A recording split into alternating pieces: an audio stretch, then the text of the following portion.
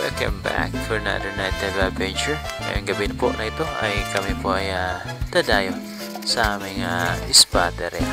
Kasama natin dyan, siyempre yung ating mga tropa na malakas dyan, mga master natin dyan. No? At ito ay bibiyahe na kami papunta doon. Sana po ay mabibiyahan tayo ng marami-raming isda doon sa ating spot kasi pagpunta namin doon dati ay hindi masyadong lumabas yung mga isda doon, mga ka-adventure. At dahil dito ay nakaprepare na po yung kasama natin dito, mga adventure. Wala nga dito, mga adventure, hindi maalon, malinaw yung dagat ngayon dito sa aming spot area.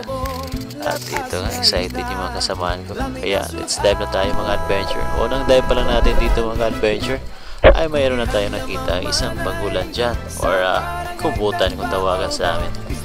Kaya ito ay kwartang linaw na. At dito naman po sa kabila, mga adventure, another one, another two na kulambutan or cuttlefish na po, mga adventure. Sobrang happy ko dito, mga adventure, kasi dalawa yung nahuli natin dito.